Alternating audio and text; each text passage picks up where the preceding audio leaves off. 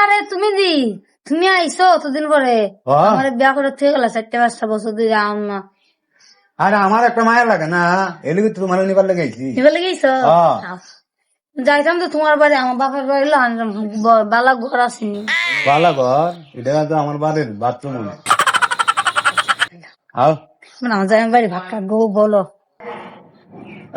এই মহিলা, আমার 6 মাসের বাড়া নাই। খাদি তুমি বাড়িতে এসো, তোমাকে যাও, বিদায় হোক। চাচা আমার কথাটা একটু শুনুন। হ্যাঁ বলো। আমার আর 2-3 দিন সময়। আর 1 ঘন্টা সময় দেওয়া যাবে না, আমি তোমার কথা শুনতে রাজি না। যাও যাও, তুমি বিদায় হোক। না না, অসম্ভব। চাচা শুনুন আমার। না না, তুমি এগুলো নিয়ে আমার বাড়ি থেকে যাও, যাও তুমি আমার বাড়ি থেকে যাও।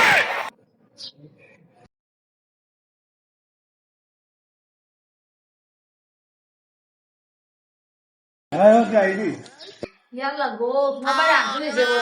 বলছিলাম না আমি আমার ইয়েটা এই তুমি অতদিন পরে করতে গেছো? এই ঠিকাটা আমার বাড়ির হাজারপুরি। তুই কি তা বলে কাজের পরিমাণ না, তুই সমাজ ধরে আমার ভালো জায়গা সব না বেড়া ভাড়া দিতে পারি না থেকে বেড়া আমার বাড়ি থেকে দিতে হয়, দেখ ব্যাগ সাক পালাই তার। আর তুই করলে আমি তোর বাড়ি কাজের পরিমাণে স্যার বোন তুমি ছাড়ো মেরে দিন গাই। এই তুই তোর জীবনে বিয়া তুই কটা করছস? বিয়া কটা করছ আপনার কই বয়ারি সব তারা? আমি নিজে হইতে তোমার কটা করছি। কি তা কয় আবার নিজে কইতে পারত না বাড়ি জায়গাটা। হ্যাঁ ঠিকাটা তুই না কইলি তোর বাড়ি আমার।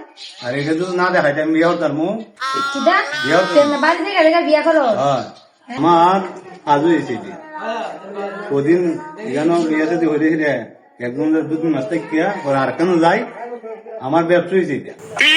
আমার তো নিজের বাড়ি ঘুরি নাই। বিয়া বললাম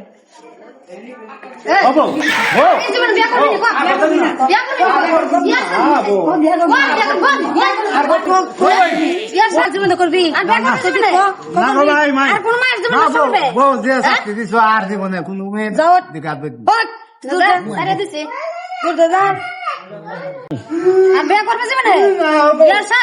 আমি আর জীবন হরতাম না বউ।